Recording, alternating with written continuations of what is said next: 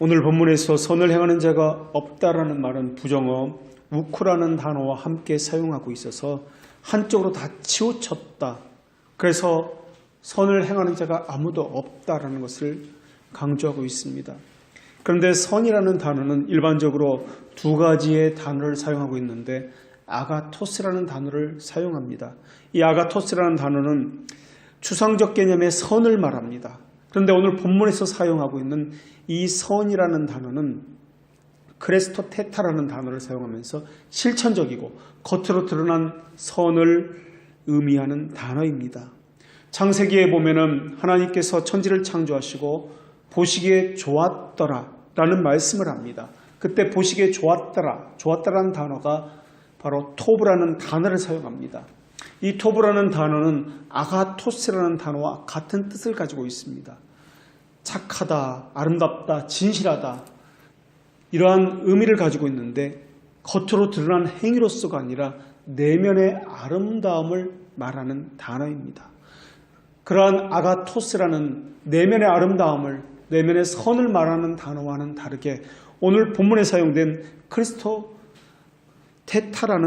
이 단어는 외형적으로 드러난 선을 의미하는 단어로서 사용됩니다. 그래서 다른 본문에서는 이 단어가 인자라는 단어로도 번역되어 있고 자비라는 단어로도 번역되어 사용하고 있습니다. 그러면서 오늘 본문 이후에 13절부터는 선에 반대되는 개념인 구체적인 악들이 제시되고 있습니다. 드러난 악들, 이 악은 저주, 속임, 악독, 미움 이런 것과 같은 단어들로 제시되고 있습니다.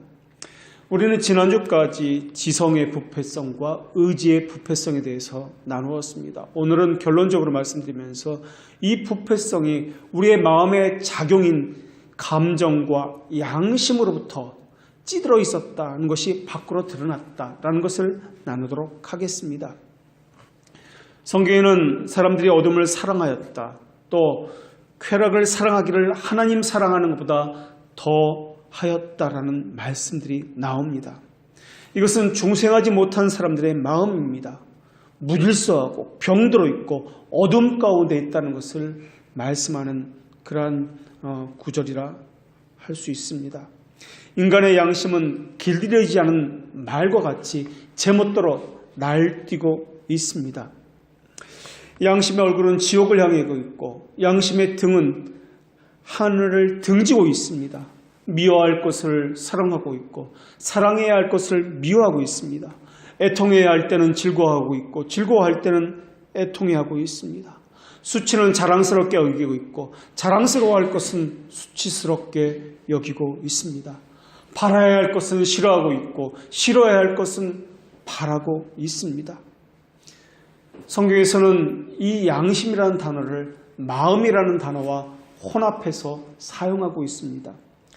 그리고 이 마음에는 감정이 담겨 있는데 감정에는 감사라는 것, 소망이라는 것, 기쁨, 또한 평안, 만족, 두려움, 미움, 분노, 슬픔 이러한 것들이 담겨져서 그러한 것들이 겉으로 표현되어 나오고 있습니다. 그런데 이러한 감정에는 단순하게 육체적인 것이 하나도 없습니다. 모두 마음과 관련되어서 표현되어지는 모습이라는 것입니다. 조나단 에드워드라는 사람은 그리스도의 감정에 대한 중요한 책을 썼는데 신앙 감정론이라는 책입니다. 그는 이 책에서 감정은 그저 신체적인 반응에 불과한 것이 아니다라고 이야기했습니다. 그러니까 감정은 영혼과 관계되어서 신체적인 감각 사이에 연관성이 있는 것이다 라고 이야기했다는 것입니다.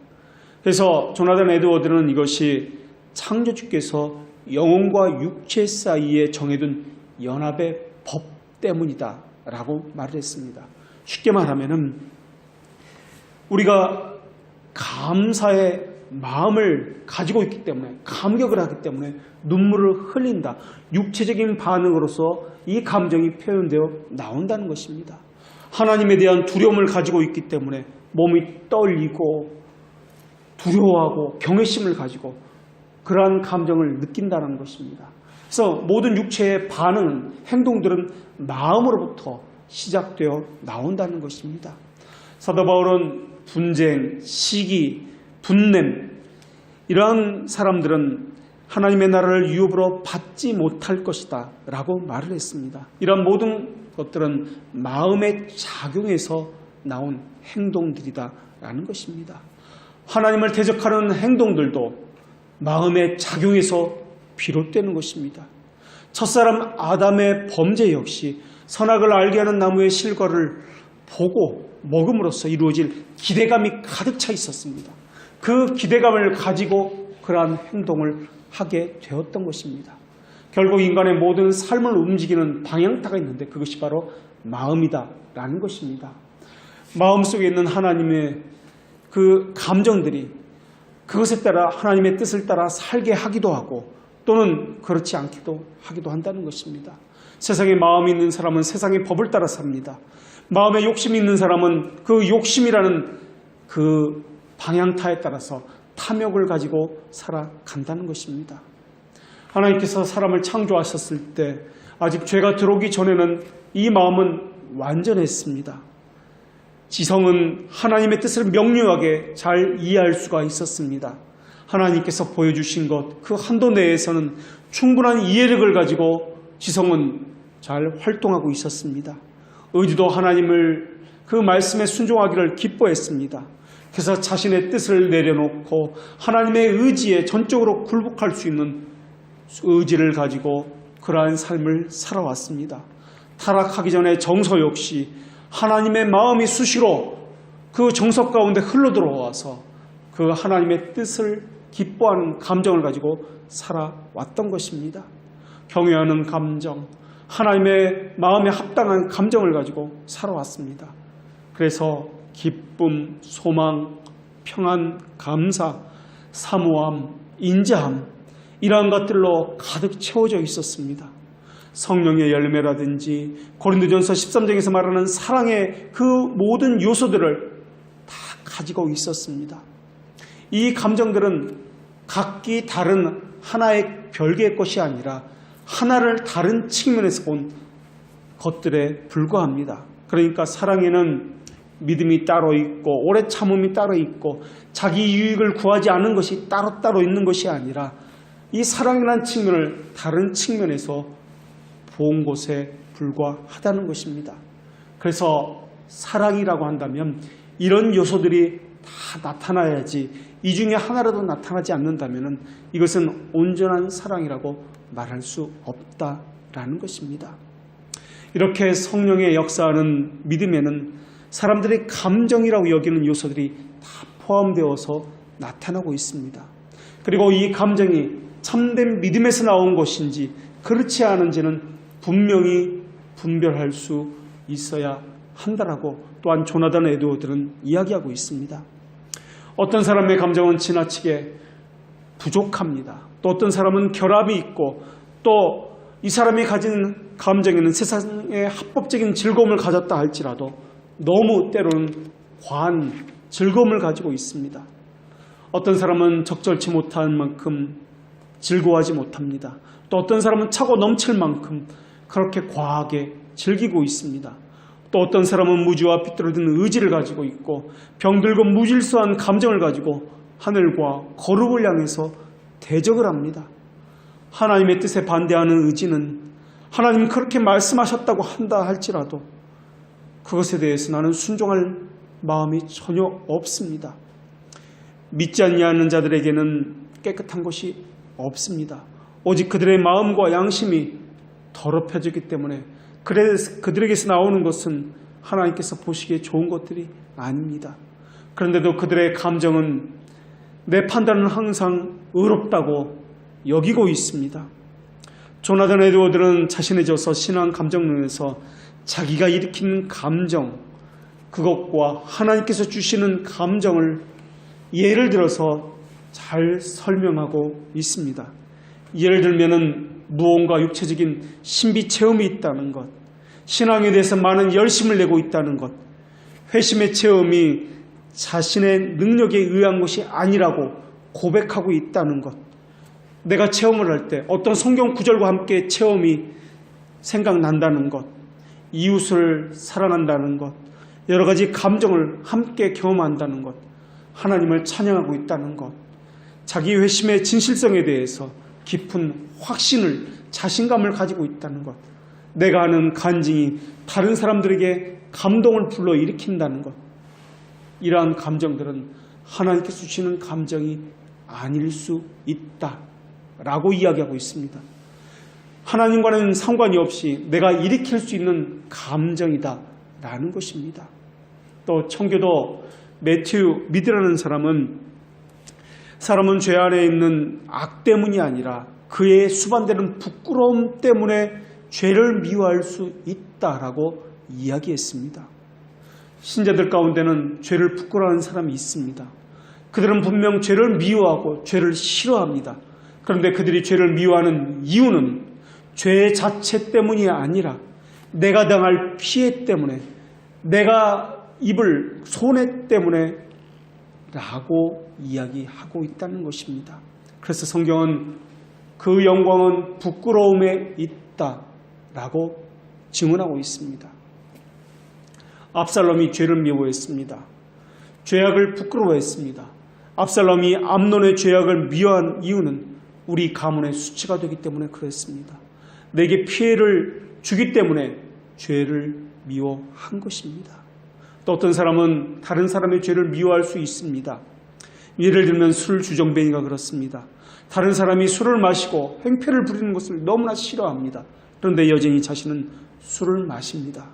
자기가 술 취해서 행패 부르는 것을 알지 못한 채 다른 사람들이 너무 과도하게 그러는 것을 나무라고 부끄러워하고 싫어합니다. 거짓말쟁이는 다른 사람이 거짓말하는 것을 미워하면서 여전히 자신의 거짓말을 좋아하고 있습니다. 또 다른 죄를 특별한 죄를 미워하는 사람도 있을 수 있습니다. 자만과 방탕, 탐욕과 정반대되는 죄입니다.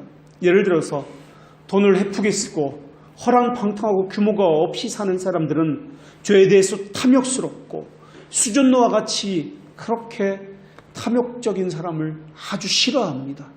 왜냐하면 내가 가지고 있는 방탕의 성향과 그 사람들은 다른 성향을 가지고 있는 죄를 저지르고 있기 때문에 그 죄에 대해서 유독 미워하고 있기 때문에 그렇습니다. 그 사람들은 죄에 대해서 죄로서 미워하는 것이 아닙니다. 내가 사랑하는 죄에 대해서 반대가 되기 때문에 그들이 가진 죄를 미워하고 부끄러워하고 있을 뿐입니다. 그렇기 때문에 어떤 사람이 죄를 미워하고 부끄러워한다 할지라도 그것은 죄를 미워하는 것이 아니라, 또 죄를 미워한다 할지라도 그것은 하나님으로부터 오는 마음이 아니라는 것입니다. 조나단 에드워드는 그의 책에서 우리가 하나님의 역사라고 의존할 수 있는 징표들이 있는데, 하나님에 대해 완전히 새로운 마음을 갖는 것, 새로운 이해를 갖는 것, 이것은 의존해도 좋다라고 설명하고 있습니다. 내 자신의 유익과는 상관없이 하나님을 기뻐하는 것, 내 자신의 손해보는 것과 상관없이 하나님을 사랑하는 것, 내 신앙의 감정이 하나님의 아름다움의 토대를 두고 있는 것, 이러한 것은 우리가 의존할 수 있는 감정이다라고 설명하고 있습니다. 자신의 감정에 대해서 이것이 옳은 감정인지 그런 감정인지 영적으로 분별할 수 있어야 한다는 것이 그의 설명입니다. 본성적인 인간은 영혼의 기능을 발휘할 수 없습니다. 그들이 가진 양심의 빛은 한쪽으로 치우쳐 있기 때문에 그렇습니다. 그래서 선과 악을 구별할 수 없습니다. 죄와 의무를 구별할 수 없습니다. 자신이 마땅히 해야 할 의무도 하지 않습니다. 하지 않는데도 아무렇지도 않습니다. 변함도 없고 늘 한결같습니다.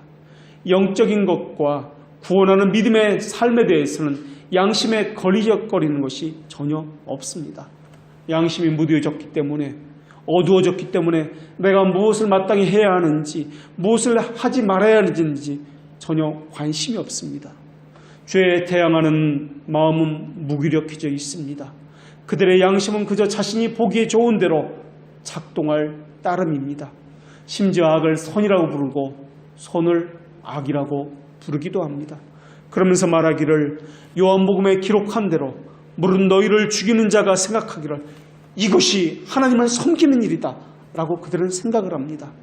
회심 전에 바울처럼 그렇게 하는 것이 하나님을 위한 길이다 라고 생각한다는 것입니다. 그들은 하나님을 알되 하나님을 영화롭게도 하지 아니합니다. 감사하지도 아니합니다.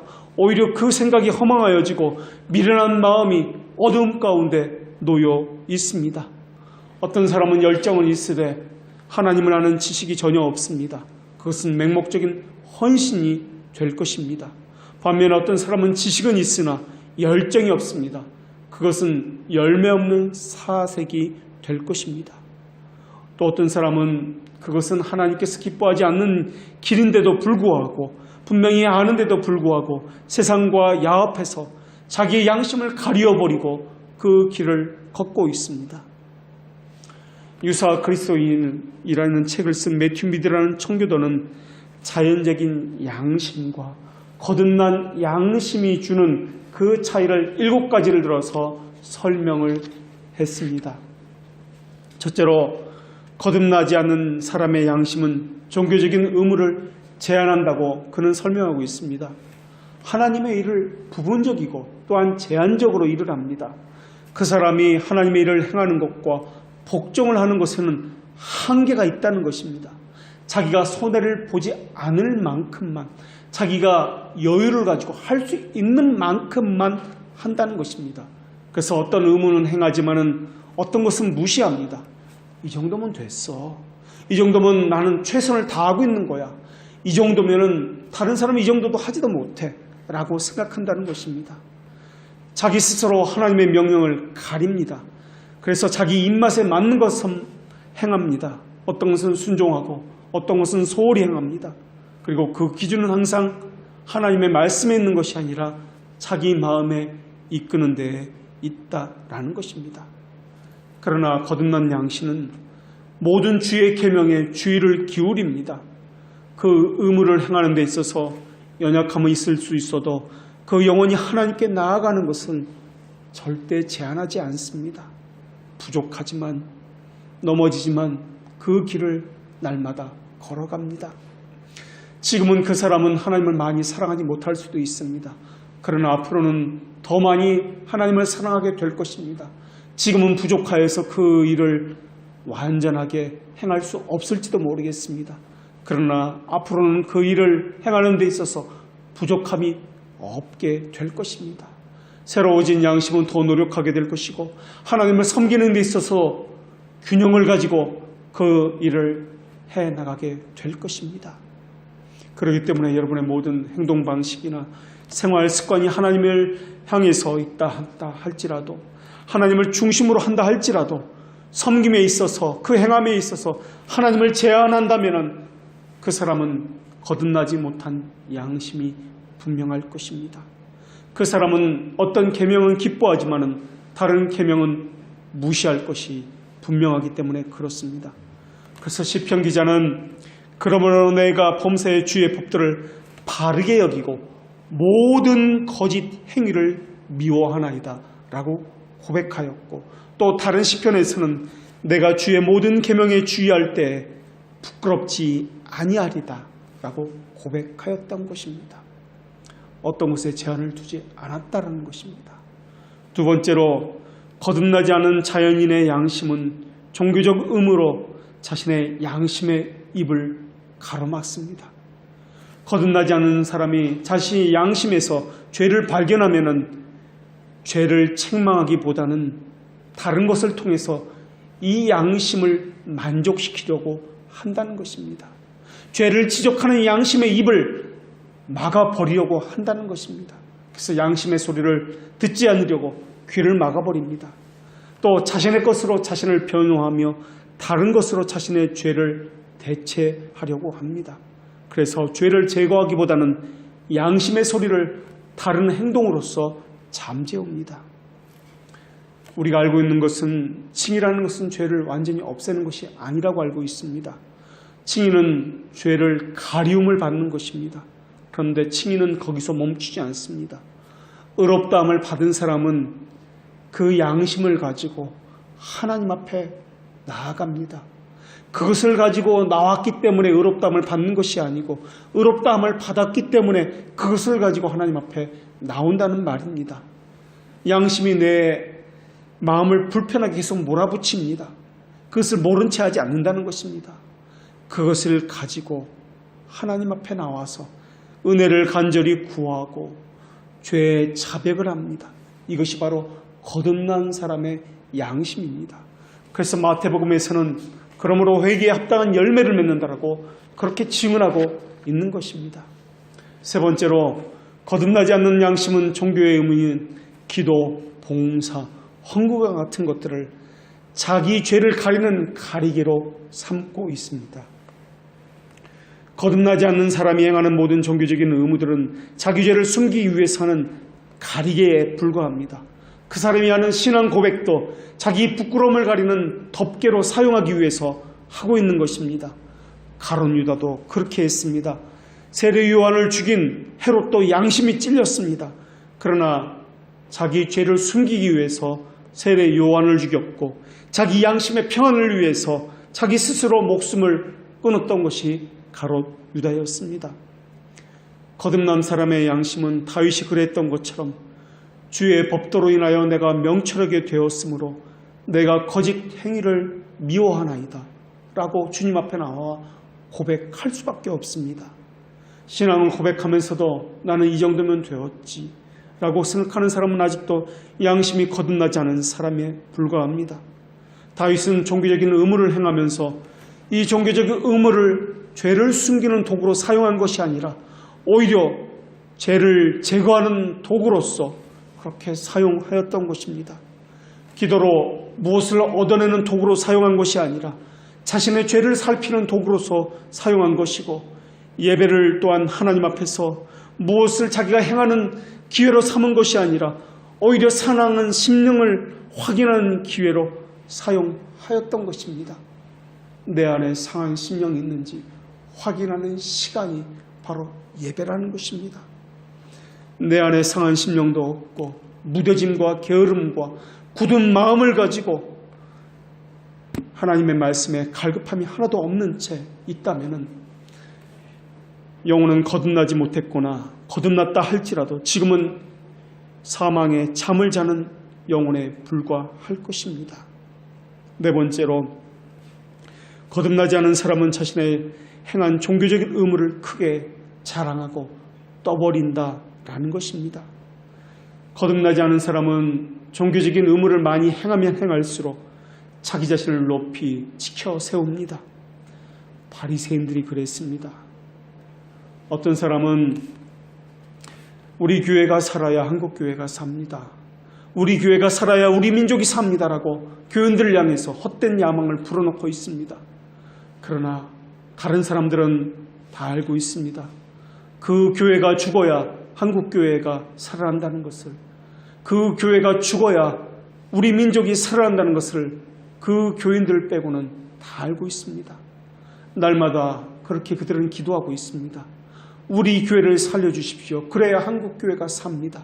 우리 교회가 살아야 우리 민족이 삽니다. 그러면서 온갖 불법을 다 저지르는 그러한 교회가 너무나도 많이 있습니다.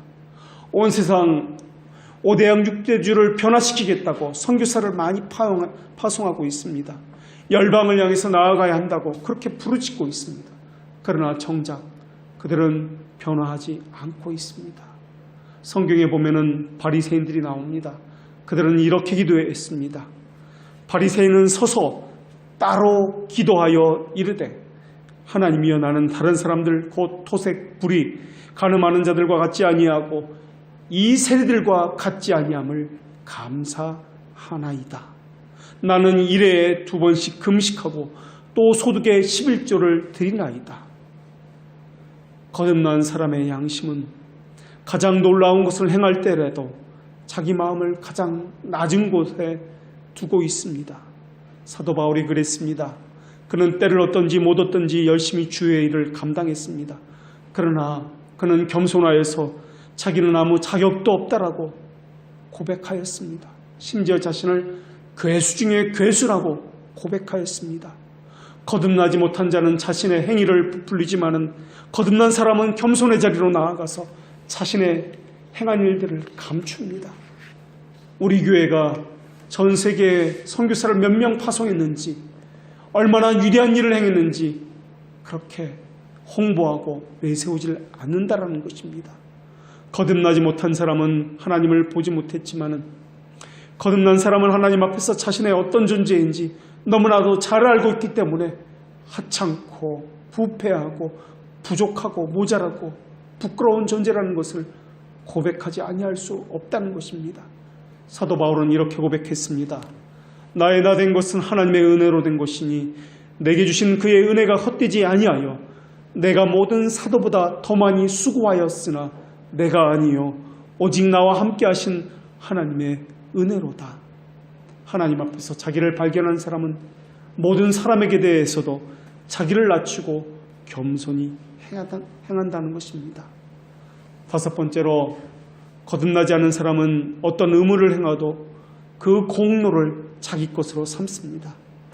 어떤 행동의 영예가 어떤 사람에게 돌아간다면 그 행동의 근원도 그 사람을 위해서 있는 것입니다. 신자들은 자신이 행한 일에 대해서 공로를, 가치를 찾지 않습니다. 사도 바울은 내가 모든 사도들보다 더 많은 수고를 하였으되 라고 말을 합니다. 그러나 그 이후에 내가 한 것이 아니로다, 하나님의 은혜로다 라고 하면서 부끄러움은 자기 것이요 영광은 하나님의 것이라고 고백하고 있습니다. 하나님 은혜가 우리의 마음에 역사한다면 가장 큰 일을 하고서도 내가 한 것이 아니라고 부끄러워하게 될 것입니다. 부끄러움은 우리의 몫이 될 것입니다. 영광은 하나님의 몫이 될 것입니다. 여섯 번째로, 거듭나지 않은 사람의 양심은 봉사는 하지만은 성화에 이르지는 못할 것입니다. 거듭나지 않은 사람의 양심은 많은 봉사를 하게 할 수 있습니다. 그러나 그것을 도구로서 자기를 쳐서 복종하는 수단으로 삼지 않는다는 것입니다. 가룟 유다는 은혜의 작은 조각도 갖지를 못했습니다. 그러나 그는 열심히 고백했습니다. 또 얼마나 봉사의 자리에서, 전도의 자리에서 오랫동안 있었는지 모릅니다. 거듭난 양심은 의무를 행할 수 있게 합니다. 그러나 거룩함의 성장도 함께 있어야 한다는 것입니다. 은혜가 의무를 행하는 것을 돕는 것도 있지만은 의무는 은혜로 주어진 거룩함의 성장을 돕는 것도 함께 있다는 것입니다. 그래서 신자는 의무를 행하면 행할수록 거칠고 메말라지고 무례해지는 것이 아니라 오히려 거룩해지고 겸손해지고 마음이 부드러워서 천국 백성답게 변화되어 간다는 것입니다. 그래서 성경에서는 너희는 말씀을 듣기만 하는 자가 아니라 행하는 자가 되어라 라고 말씀하고 있고, 또 야고보서에서는 너희는 도를 행하는 자가 되고 듣기만 하여 자기를 속이는 자가 되지 말라라고 말씀하고 있고, 자유하게 하는 온전한 율법을 너희가 들었으니 듣고 잊어버리는 자가 아니요 실행하는 자니 이 사람이 그 행하는 일에 복을 받으리라 라고 증언하고 있다라는 것입니다. 일곱 번째로, 거듭나지 않은 사람의 의무에는 처음에는 크지만은 나중에는 점점 사그라들어서 미약해져 간다는 것입니다. 거듭나지 않은 사람은 처음에는 호기심을 가지고 힘을 내서 의욕을 가지고 많은 일들을 행합니다. 그러나 그 의욕은 점점 감소해져 갑니다. 점점 시들어져 버립니다. 영혼은 점점 말라져 갑니다. 그래서 호기심으로 그 일을 시작했기 때문에 처음에는 의욕을 가졌지만은 나중에는 점점 지겨워지고 메말라가고 시들어 사라져 버리는 것입니다. 그러나 거듭난 사람들의 양심은 처음에는 미약할지 모르지만 나중에는 처음 것보다 많아집니다. 끊임없이 솟아나는 샘물처럼 이 모든 것들이 점점 많아져서 거대한 강물과 거대한 바다처럼 그렇게 좁아졌던 것이 넓어지게 되는 것이 거듭난 사람의 양심과 그들의 의무와 그들의 신앙생활이라는 것입니다. 이러한 모든 것들은 선한 양심이라는 것에서 나오는 것입니다. 그래서 거듭난 사람이 가진 믿음에는 선한 양심으로부터 나오는 믿음을 가지게 되어 있습니다. 성경에 보면은 마음을 지킨다는 표현이 여러 곳에서 자주 나옵니다. 이 말은 무엇에든지 꺼리낌 없이 선한 양심을 가졌다는 말로도 표현되고 있습니다. 이 말은 또한 믿음을 지킨다라는 말로서도 성경은 표현하고 있습니다. 그래서 성경의 많은 부분에서는 마음을 양심과 같은 의미로서 사용하고 있습니다. 마음을 지켰다, 믿음을 지켰다, 선한 양심을 가졌다, 이러한 말씀들이 교대로 섞어서 나온다는 것입니다. 그래서 마음을 지켰다는 것은 믿음을 지켰다는 말이고, 선한 양심을 가졌다는 말씀은 믿음을 가졌다는 말로 사용되고 있다는 것입니다. 사도 바울은 우리에게 어떤 모습으로 선한 양심을 가졌는지 모범을 보여주었습니다. 그래서 사도 바울은 사도행전에서 이것으로 말미암아 나도 하나님과 사람에 대해서 항상 양심에 꺼리낌이 없기를 힘쓰고 있나이다 라고 고백하고 있습니다. 믿음이 쌓이는 곳은 선한 양심입니다. 그래서 칼빈은 믿음을 보관하는 보관소를 선한 양심이다 라고 말을 했습니다. 그래서 믿음은 선한 양심에 쌓이기 때문에 양심과 함께 갑니다. 그래서 양심이 선해졌다는 것은 믿음을 가졌다는 말이고, 믿음이 좋아졌다는 것은 양심이 예민해져서 선하게 되었다는 말입니다. 물론 꺼리낌 없이 완전한 양심을 갖는 것은 죽는 날까지 불가능할 것입니다. 그러나 거듭난 영혼이라면 선한 양심을 가지려고 갈고 닦고 말씀으로 그 선한 양심을 가졌는지 비추어 보는 일을 쉬지 않고 행하게 될 것입니다.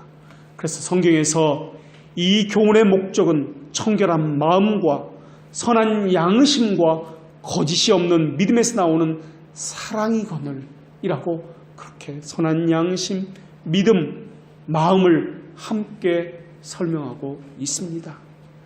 믿음을 가졌다는 것은 선한 양심을 가졌다는 것이고 청결한 마음을 가졌다는 말입니다.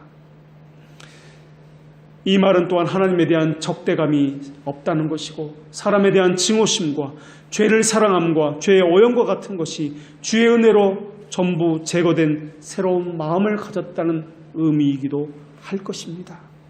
또한 선한 양심이라는 것은 굳어있던 마음, 딱딱해진 마음이 주의 은혜로 부드러워지고 말랑해지고 물처럼 흐르는 것처럼 그렇게 되어진 마음을 의미합니다.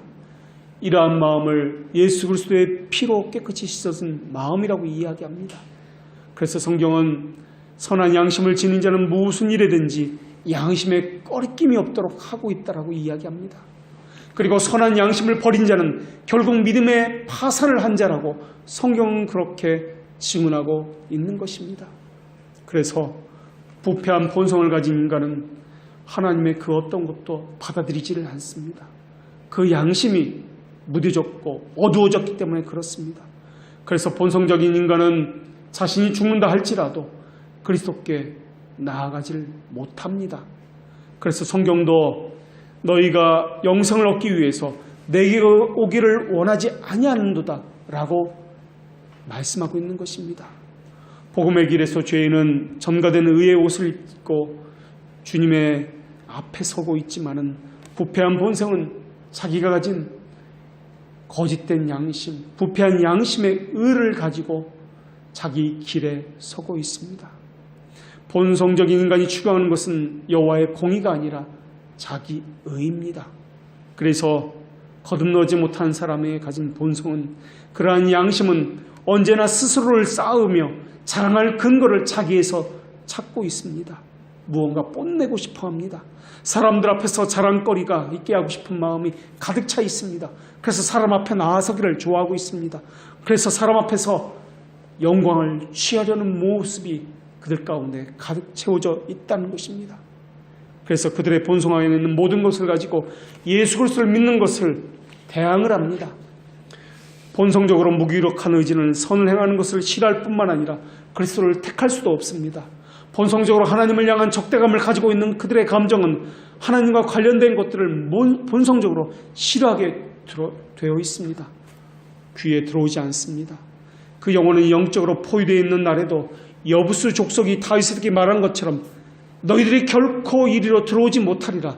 맹인들과 다리 저는 자들일지라도 너희들을 물리칠 수 있을 것이다 라고 이야기한다는 것입니다. 거듭나지 않는 본성을 가진 사람은 자기 자신을 믿어야 한다고 생각해서 자기 자신에게 모든 것을 걸고 있습니다. 내가 생각하는 이것만 잘 되면은 모든 게 잘 될 것이야. 이것만 이루어지면은 모든 것이 형통하고 편안해질 것이야 라고 생각한다는 것입니다. 그러나 신자가 걸어가는 길은 끝이 보이지 않는 길이며 미래가 보이지 않는 길입니다. 다른 사람들은 자기가 원하는 길을 걸어가면서 희망을 갖지만은 신자는 자기 길을 걸어가면서 자기 자신에 대해서 절망을 날마다 맛보게 될 것입니다. 그래서 믿음의 교훈을 따르면 그들이 걷는 그 길은 자기의 마음을 믿는 미련한 자들의 길이라고 말을 하고 있습니다. 그러나 신자가 믿는 것은 아브라함처럼 보이지 않는 길을 걸어가게 될 것입니다. 그 길은 갈 바를 알지 못하는 길일 것입니다. 세상이 보기에 미련한 길이 될 것입니다. 세상이 추구하지 않는 좁은 길이 될 것입니다. 앞이 보이지 않습니다.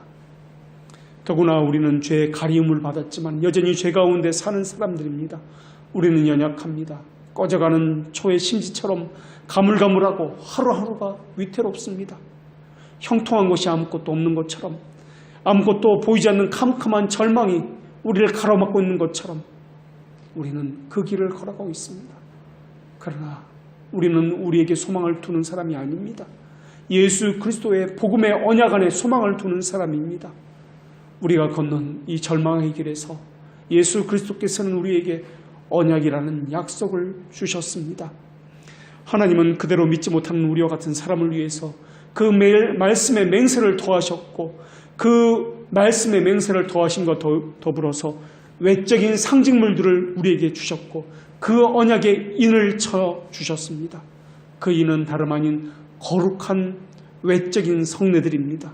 이적과 가시적인 것들이며 또한 말씀으로 유로하시는 하나님의 함께하심이라는 것입니다.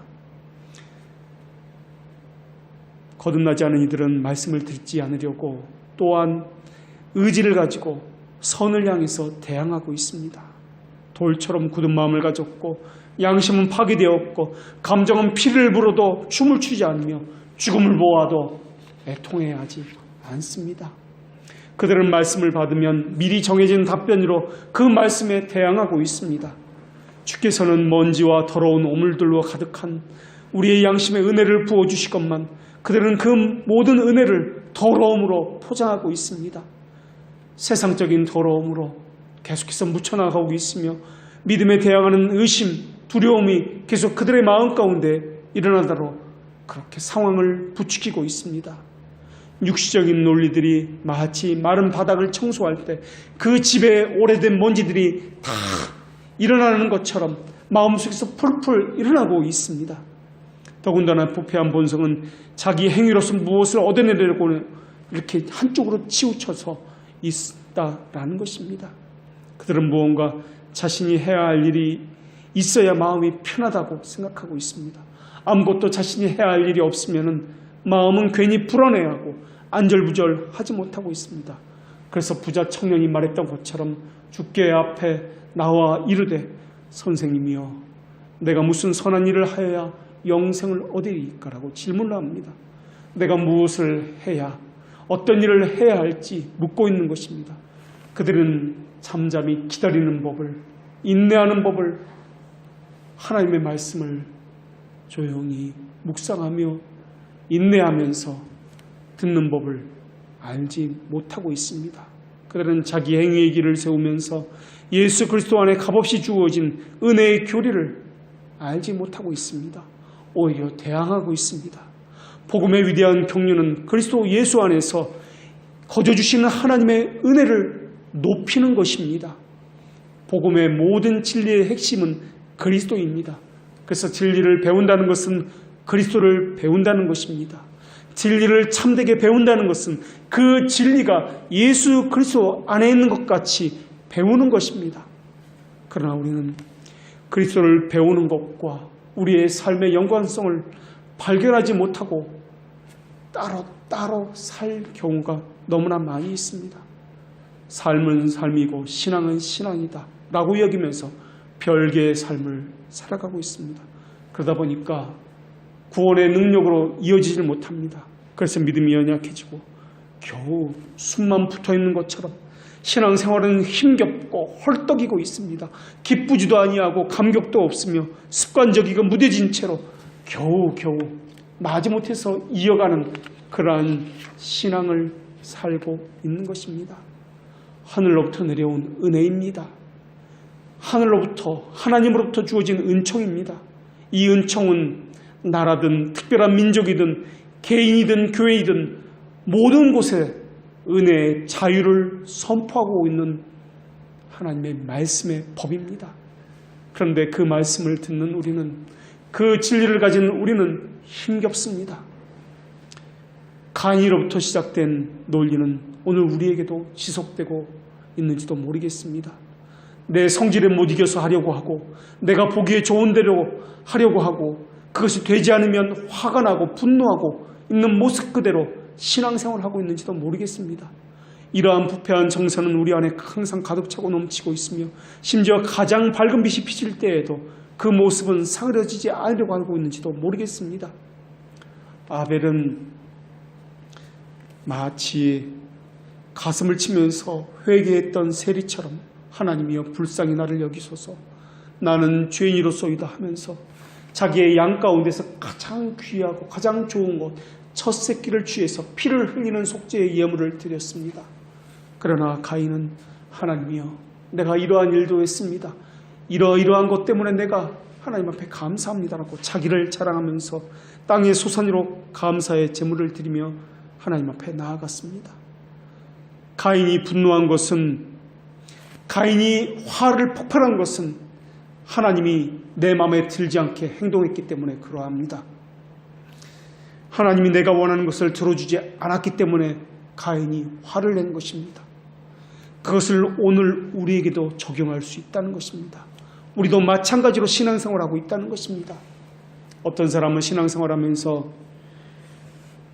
주일을 쉬는 날이라고 생각합니다. 그러면서 6일을 잘 살기 위해서, 열심히 살기 위해서 주일을 잘 쉬어야 한다고 생각합니다. 주일을 편하고 잘 쉬어야 일주일을 잘 살 수 있다라고 그렇게 생각합니다.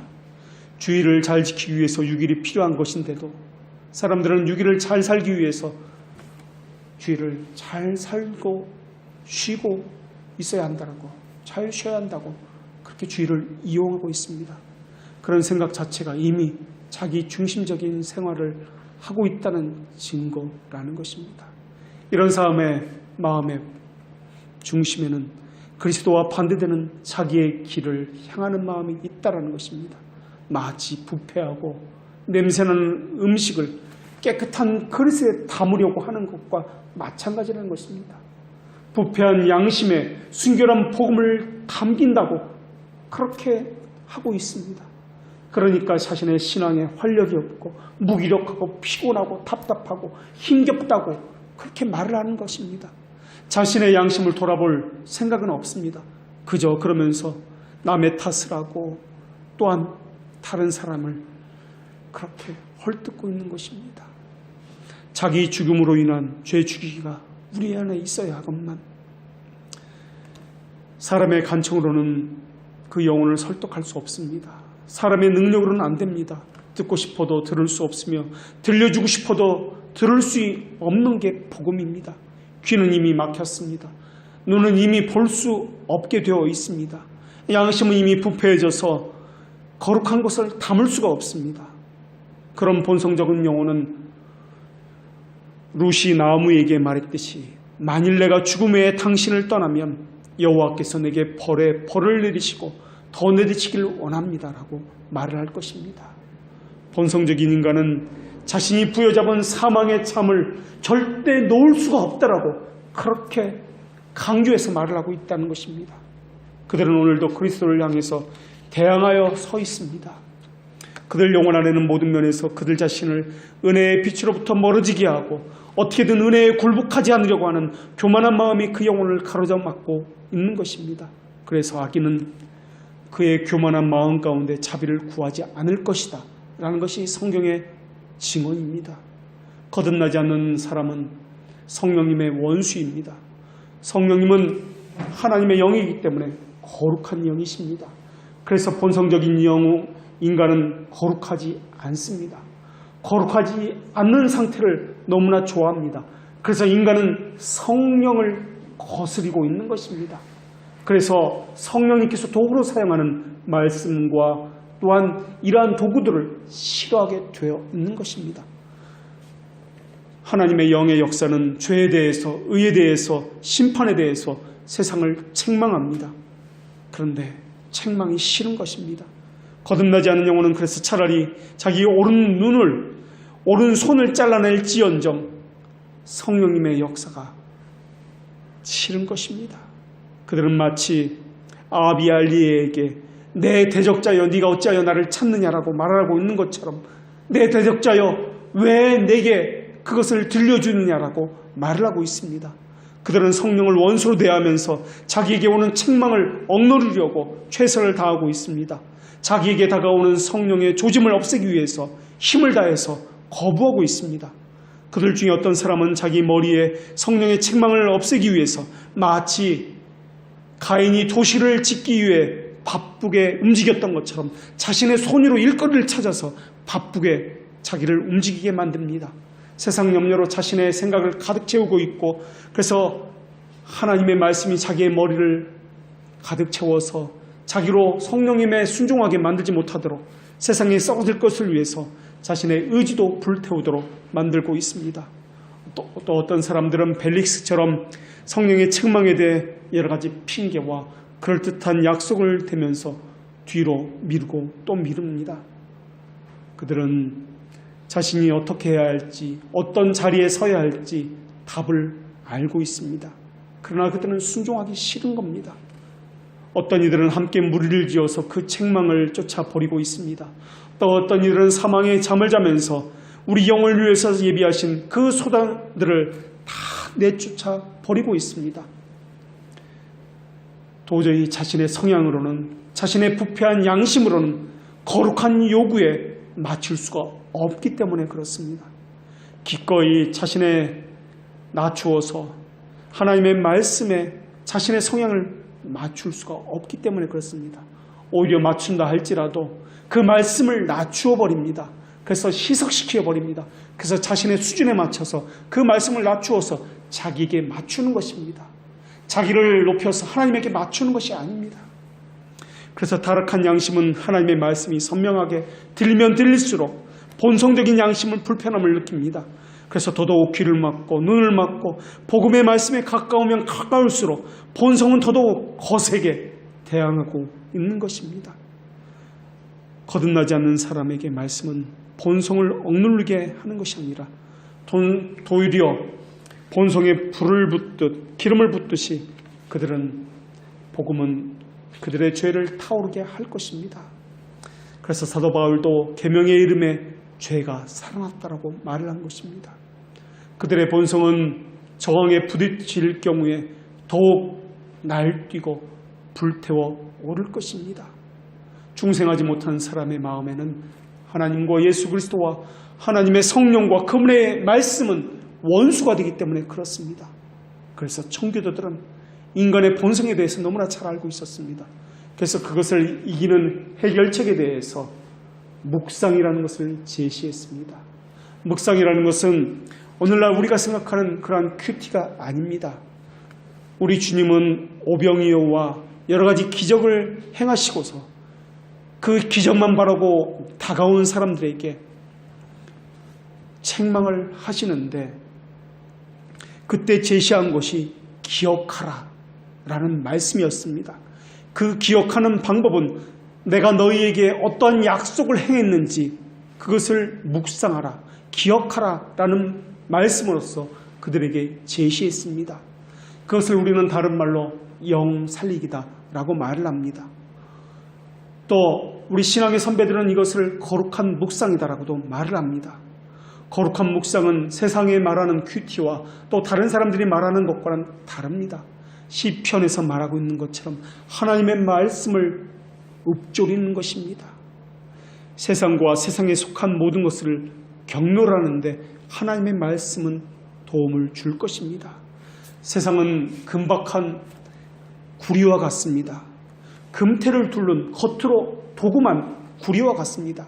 그것을 잘 살펴보지 않으면 얼핏 보면 정금으로 오인하기 쉽습니다. 그래서 아무 생각이 없으면 보암직도 하고 먹음직해 보이고 있습니다. 화려해 보입니다. 그래서 그것을 취하려고 그렇게 하려고 합니다.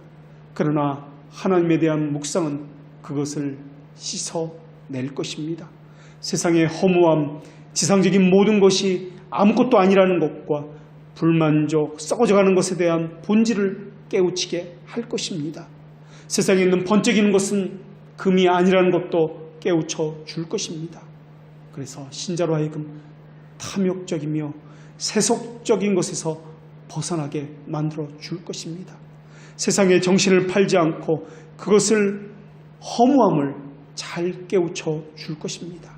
그래서 우리 신앙의 선배들은 묵상이라는 것을 우리에게 제시했습니다. 또한 이것은 시편 기자가 우리에게 제시하는 방법이기도 합니다. 기도하겠습니다.